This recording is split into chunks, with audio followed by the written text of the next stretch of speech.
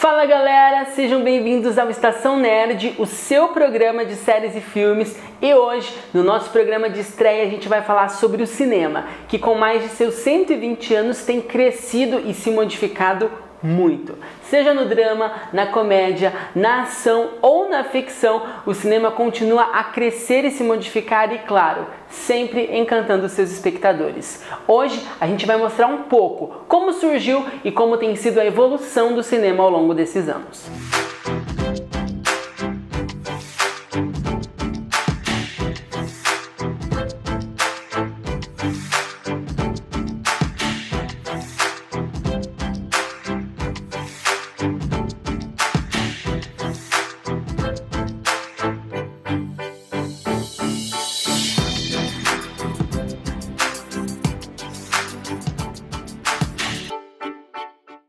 O momento exato da criação do cinema até hoje gera algumas dúvidas, é um pouco discutido, mas o que a gente pode falar é que o primeiro passo foi através da fotografia.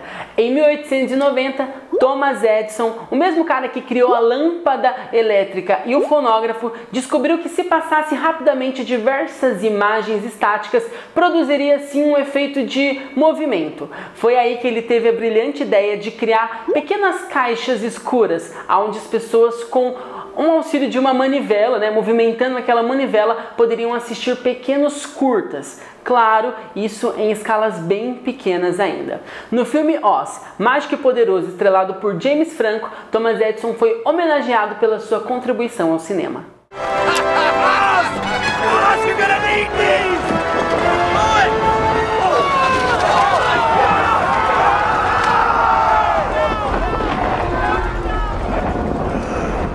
E foi em 1896 que apareceu a figura dos irmãos Lumière, os responsáveis pela criação do primeiro projetor de cinema da história. Ao contrário da criação de Thomas Edison, onde uma pessoa por vez conseguiria assistir o curta-metragem, a criação dos irmãos Lumière possibilitava que várias pessoas ao mesmo tempo conseguissem assistir os filmes. Um dos filmes mais famosos dos irmãos Lumière é A Chegada do Trem à Estação, onde as várias pessoas que estavam ali assistindo o filme acreditavam que era realidade, já que elas não estavam habituadas com aquele tipo de arte. Tanto que no momento em que o trem chega à estação, as várias pessoas se assustaram e saíram correndo acreditando que realmente o trem iria atropelá-las. Eu imagino que deve ter sido até um pouco cômico.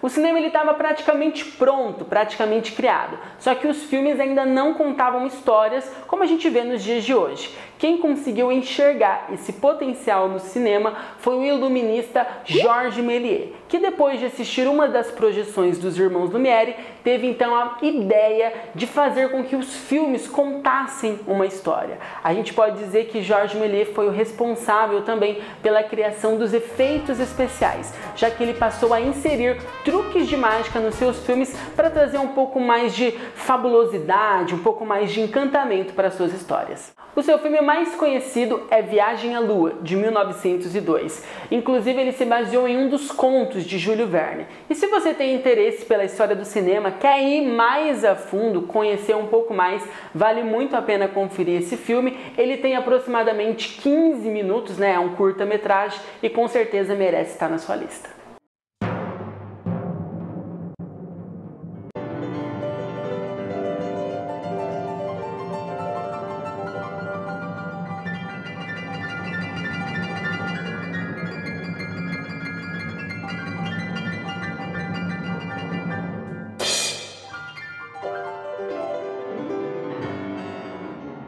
Georges Méliès foi homenageado no filme A Invenção de Hugo Cabret pela sua contribuição na história do cinema. Inclusive, o filme de 2012 recebeu 5 Oscars e um Globo de Ouro.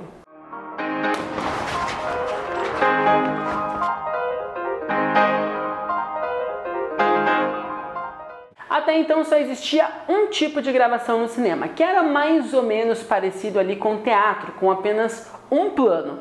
né? Não existiam então enquadramentos diferentes, não existia o close, por exemplo. Quem trouxe essa revolução para o cinema foi o diretor americano George Albert Smith, no seu filme The Little Doctor and the Sick Kitten, onde ele usa o close para mostrar um gato se alimentando ali, comendo com mais detalhes.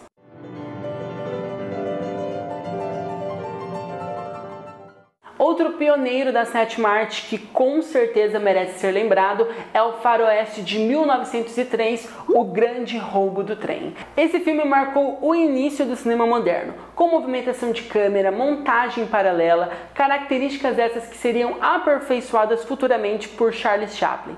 Inclusive, no próximo bloco a gente vai continuar falando da evolução do cinema e a importância de Charles Chaplin para que o cinema se tornasse o que é hoje, esse sucesso. Era uma vez uma garrafa PET.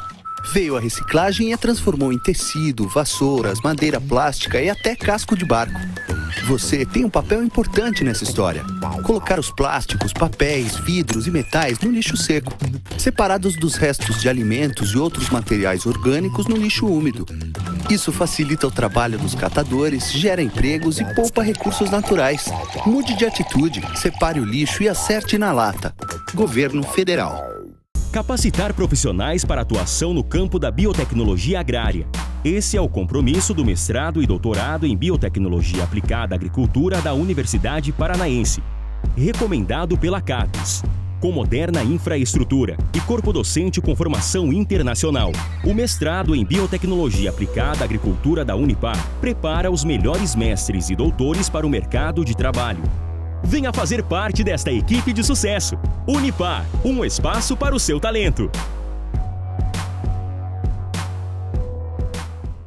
Eu estou aqui para te apresentar a Unipar Social. Você sabia que a Universidade Paranaense é uma instituição comprometida também com a comunidade externa? É isso mesmo. Além de oferecer todo o suporte necessário para os seus alunos, ela investe todos os anos em mais de 300 projetos que beneficiam cerca de 1 milhão de pessoas, direta e indiretamente no seu raio de influência. E eu tenho mais uma boa notícia para te dar. Agora você fica por dentro de todas essas ações acessando o site social.unipar.br. Unipar Social, transformando projetos em benefícios.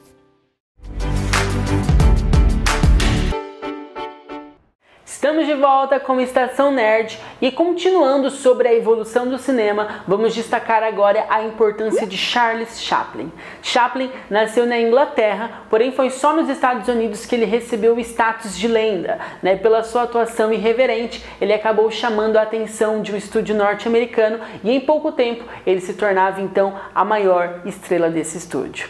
Chaplin tem vários personagens conhecidos, o mais famoso deles é o Vagabundo, conhecido aqui no Brasil por Carlitos, que tem características bem marcantes, né? Pelo seu jeito atrapalhado de andar, seu olhar melancólico. Inclusive, essas características influenciaram outros filmes e até mesmo na criação de outros personagens, como por exemplo o robozinho Wall-E da Pixar.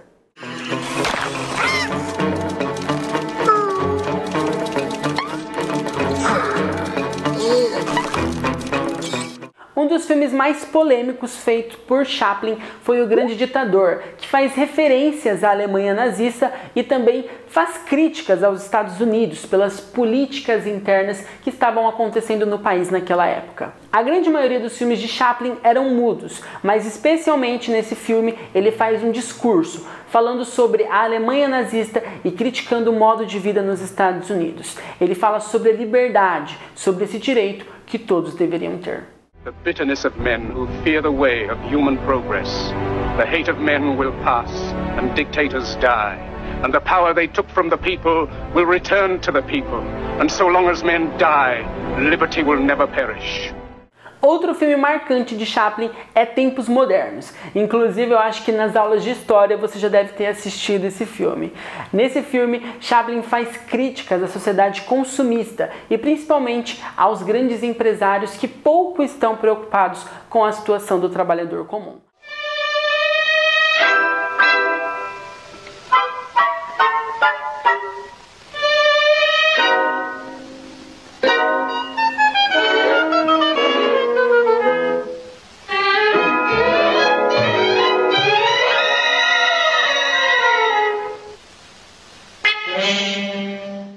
Todas essas críticas retratadas por Chaplin em seus filmes mostram que a sua ideologia política era voltada mais para a esquerda. Inclusive, durante uma viagem para a Europa, ele é impedido de retornar para os Estados Unidos. Ele só volta no ano de 1972 para receber um Oscar, uma homenagem pela sua incontável colaboração para a história do cinema, recebendo a maior ovação da história do Oscar.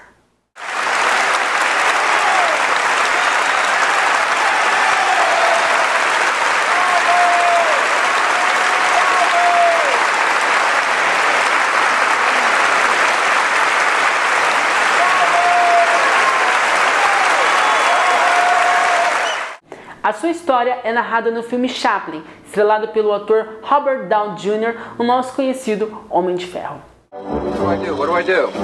Cut it. No, wait, hold it. Well, keep it going. Maybe he's not so crazy after all. Photographer! Henry! Chase him around the camera! Okay, put him in line. Big reaction! Big reaction! Who is this? Continuando a história do cinema, o primeiro filme falado foi o filme produzido pela Warner Bros., O Cantor de Jazz, de 1927. Al Jolson, um famoso cantor de jazz da época, canta várias músicas durante o filme e com certeza foi um grande marco para a história do cinema.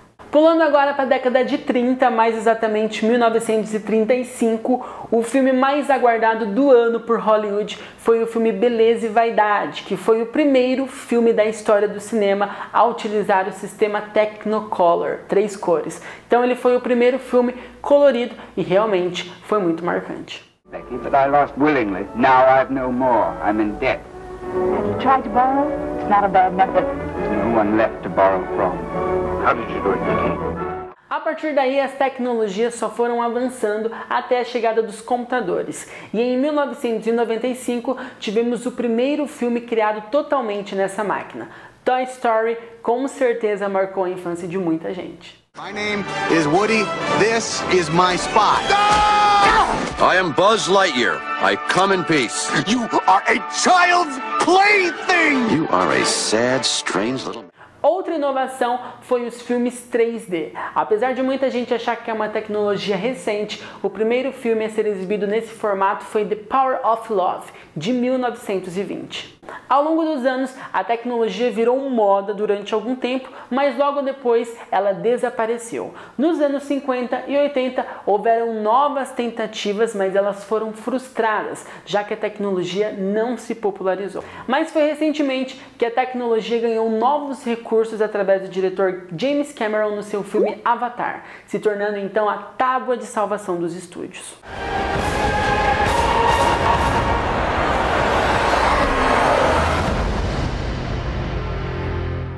Para vocês terem uma noção, só na primeira semana de exibição, Avatar arrecadou mais de 56% das bilheterias mundiais e foi o primeiro filme a ultrapassar a arrecadação de 2 bilhões de dólares. É muita gente que foi assistir Avatar e com certeza foi uma das maiores bilheterias da história. Outstanding.